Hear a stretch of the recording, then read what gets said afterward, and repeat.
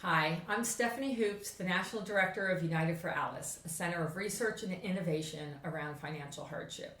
ALICE is an acronym for Asset Limited, Income Constrained, Employed. Folks that are working paycheck to paycheck but earning above the federal poverty level so often don't qualify for public assistance.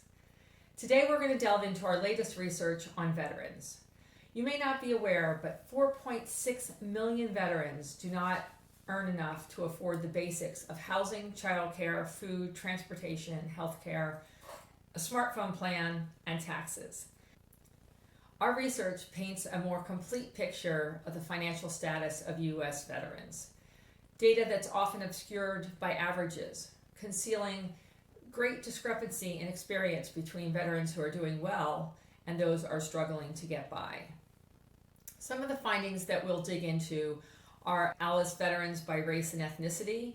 We find that the gaps that we see in the overall population continue to exist within veterans. For example, 35% of Black veterans, 33% of Hispanic veterans are below that ALICE threshold, whereas only 25% of white veterans are below the ALICE threshold. So that includes poverty and ALICE together. We also find that despite VA education benefits, such as support for college tuition, 59% of veterans over the age of 25 do not have a post-secondary degree. Another area of concern is around internet access. We found that 58% of veterans below the ALICE threshold did not have access to high-speed internet at home. These are the kinds of findings you'll hear more about today. You'll also hear from our research and leadership committee members, advocates, allies, and most importantly, from the veterans themselves. We think you'll find their stories and their passion inspiring. Despite their service and sacrifice, 4.6 million veterans have household income below the ALICE threshold. This includes veterans in poverty as well as those who are ALICE. Veterans below the ALICE threshold come in all ages, race and ethnicities, and education status. Yet some groups are more likely to be below the ALICE threshold.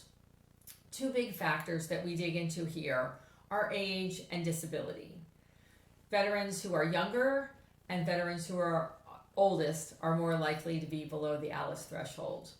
In fact, 37% of veterans under the age of 25 are below the ALICE threshold, and similarly, 34% of veterans over the age of 75 are below the ALICE threshold. Next, we turn to Adrian Gray, a recent veteran who's in the younger age group. And he shares with us that transitioning from the military to civilian life can be one of the hardest things that veterans do. Veterans are going through one of the hardest processes of their life as they transition because they're leaving something that they've done for years, no matter if it's been 1 year, 20 years, and it's a lot to take in at one time. But being able to know that there are individuals out there that care for us and want to see us succeed lets us know that we're not by ourselves, that we might be taking off the uniform, but we are having the support of a group that wants to help us put on a civilian uniform. Veterans are more likely to have a disability than those who never served. In fact, 30% of veterans reported having a disability, whether service-related or not, compared to only 14% of those who never served. We find that veterans with a disability are more likely to be below the ALICE threshold than those who never served. Specifically, 37% of veterans with a disability were below the ALICE threshold, compared to only 23% of veterans without a disability. But interestingly, veterans with disabilities were better off than those who never served with a disability. In fact, 53% of those who never served with a disability were below the ALICE threshold. This is a much higher rate than the 37% for veterans. Hank Bostic, one of our leadership committee members and program director at Disability Network Southwest Michigan, has more to share about the challenges that veterans with disabilities face. When looking at veterans with disabilities living below the ALICE threshold, I find that most have really complex issues. Things like housing availability, affordability, homelessness, employment, transportation costs, a lot of other factors have an effect that a change in one can cause a change in the other. Here at Disability Network Southwest Michigan and other centers for independent living around Michigan, we teach skills that allow veterans with disabilities to reach goals they set for themselves, knowing that they have the right to control their own lives and make decisions about what's best for them. Age and disability are also linked to higher rates of financial hardship, so it's not surprising to see senior veterans more likely to be struggling. We see that the number of folks with a disability increasing steadily with age. In fact, for those under the age of 45, there were only 500,000 with a disability, whereas for veterans over the age of 75, it was 2 million. We also see the rates of financial hardship increase in terms of the era of service. So those serving in our earliest eras, the Korean War and World War II, more likely to be below the ALICE threshold. Additional factors, including race and ethnicity, as well as sex, are also important. We turn to those next. The ALICE research provides an important look at issues around equity for veterans. We find that many of the gaps that exist in the general population, for the most part, continue to exist among veterans. Specifically in terms of race and ethnicity, we found that American Indian and Alaska Natives, Black, and Hispanic veterans were more likely to be below the ALICE threshold than other race and ethnicities. Similarly, in terms of sex, we find some gaps that remain, but interestingly, as the military has opened up further and the number of females has increased, they still only account for 10% of veterans. The largest number of female veterans served in the post 9/11 era, but we see discrepancies in income and financial status across all eras. Next, we turn to Leadership Committee member Sherry Pickering, who works at the Montgomery County Veterans Coalition and has seen issues of female access to benefits firsthand. When one has a mental image of a veteran, it is very often of an elderly Caucasian male. However, we know that veterans come in all ages, races, and religions. Women veterans are serving at record numbers, yet they are still not asked if they are a veteran. Approximately 2 million women have served. As this population grows, it is imperative that we are inclusive of women veterans. Women veterans struggle to access their unique medical needs, especially OB care. They have higher rates of military sexual trauma and PTSD. Like their civilian counterparts, they also struggle with child care both before and after school, domestic violence, and healthcare bias, such as heart disease and sleep apnea. All of our ALICE veterans need access to resources outside of normal business hours because they just simply cannot afford to miss work.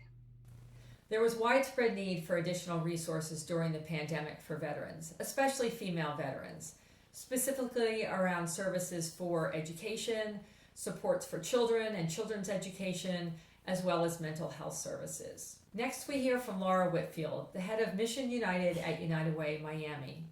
She reports that the share of women reporting to her program increased from 19% last year to 31% this year. She also credits her team with taking women's concerns seriously.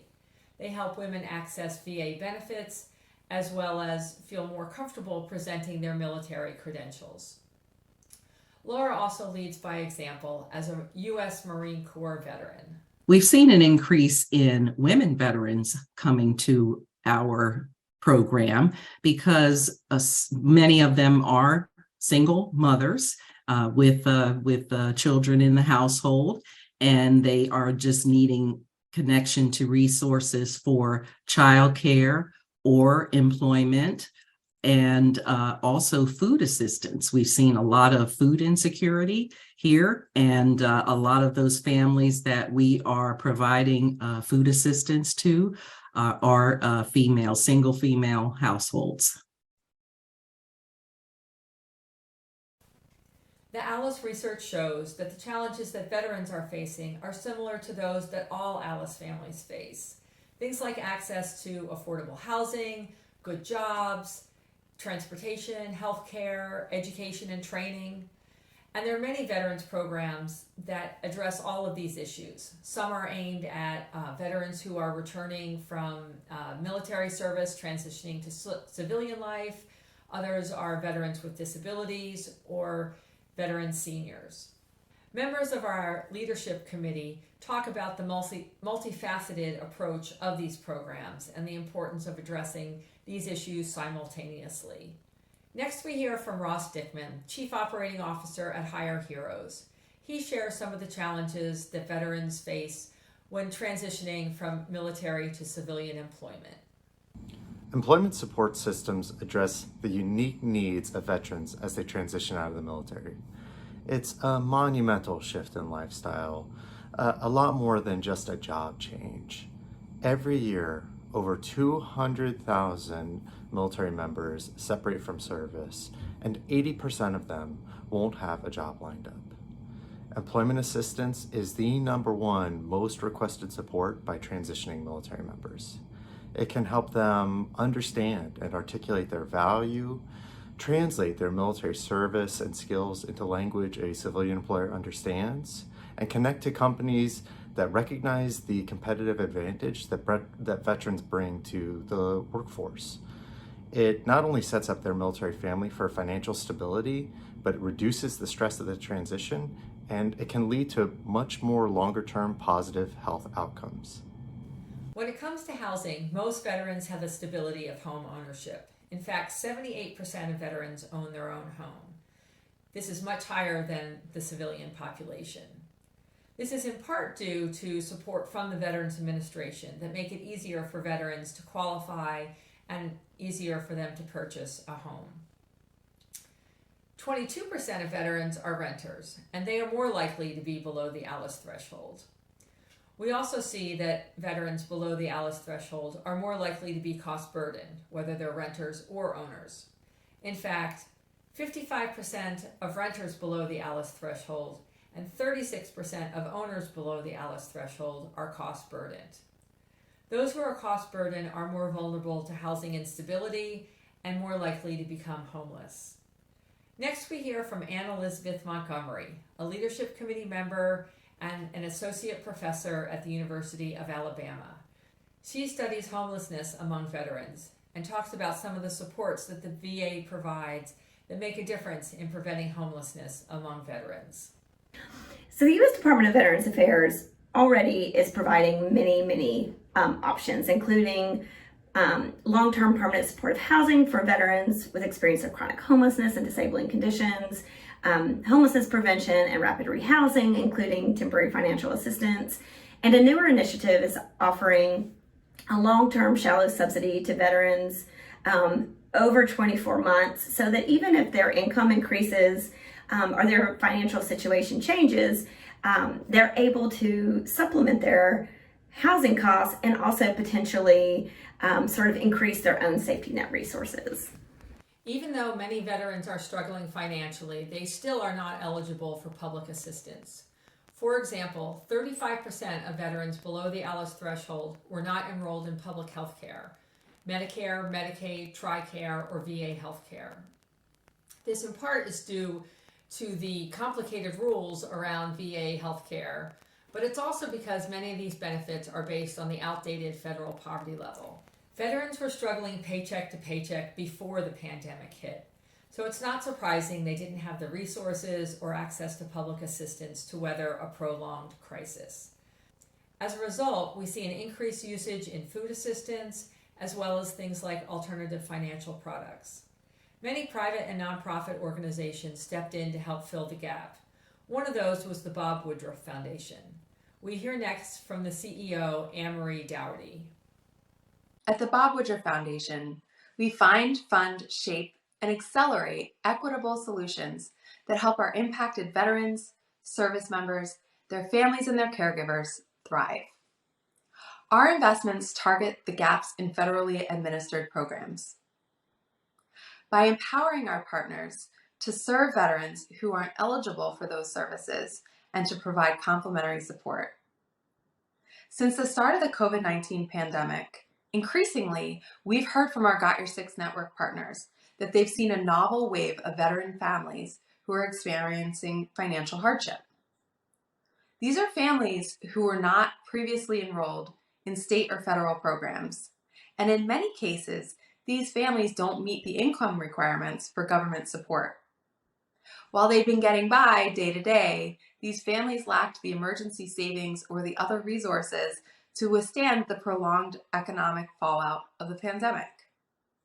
The Alice in Focus Veterans Research gives us a new lens through which we can understand these veterans' needs so that we can meet them head on.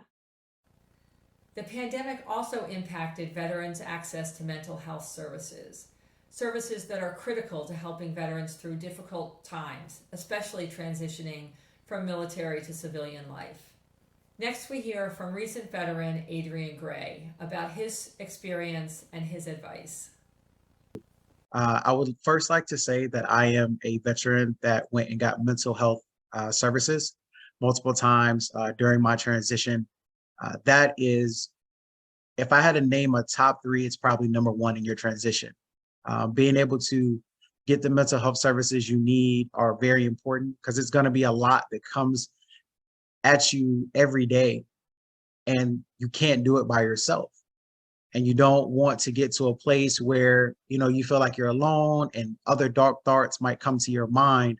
But being able to use the mental health services that are available to navigate this process makes all the world of a difference, because it can get heavy. It made a difference in my life in active duty and as a transitioning service member, because you need someone to talk to. It might not feel like it at times, but just having that person that you can call when you need help or you just don't know what to do next, having that mental health rep to be there to navigate, not tell you what to do, but to navigate definitely is a difference maker. This first report on veterans provides research that may be applicable far beyond veterans. We find that veterans were less likely to be below the ALICE threshold than those who never served. In fact, 27% of veterans were below the ALICE threshold compared to 35% of non-veterans. We also found smaller gaps between groups such as male and females, as well as different race and ethnic groups, which leads us to ask, what are the unique characteristics, features, experiences of veterans? Why is their financial hardship levels lower? And are there things that we can apply more broadly to all ALICE groups? The ALICE data suggests three drivers: employment, homeownership, and health insurance coverage and benefits. Full-time employment stands out among veterans. Of those in the labor force aged 17 to 64, 87% of veterans were employed full-time, compared to 77% of non-veterans. Full-time employment not only provides stability and consistent income, it provides access to benefits such as a retirement plan or health insurance, and it also improves your access to credit and increases a veteran's ability to purchase a home, have a retirement savings, and perhaps do higher education. The second driver is home ownership. We find that 78% of veterans own their own home, a significantly higher percentage than 67% of non-veterans. The third driver is health coverage and benefits. 78% of veterans have private health insurance, compared to 72% of non-veterans. But in addition to private health insurance, 45% of veterans had access to TRICARE or VA health care, something that can be combined with Medicare and Medicaid or private insurance, providing another layer of health support. Where we see that making the biggest difference is among veterans with disability. we see the rate of financial hardship among veterans with disabilities much lower than those who never served. 37% of veterans with disabilities were below the ALICE threshold, while 53% of people with a disability who never served were below the ALICE threshold. The factors that make a difference for veterans also make a difference for all ALICE families. We hope this will spur additional research so we can better understand which supports make a difference for which veterans and which veterans are still left out. Thank you for joining today, and I hope it's just the beginning. Veterans are an important part of our community, and we've all benefited from their service and sacrifice. We look forward to working with you to ensure that all veterans can meet their basic needs and support their families. The ALICE research shines a light on the good work being done that's made a difference for ALICE veterans and helped them fare better than those who've never served. So here's an opportunity to take those learnings and apply them to more ALICE groups. And together, we can build a better future for all ALICE families.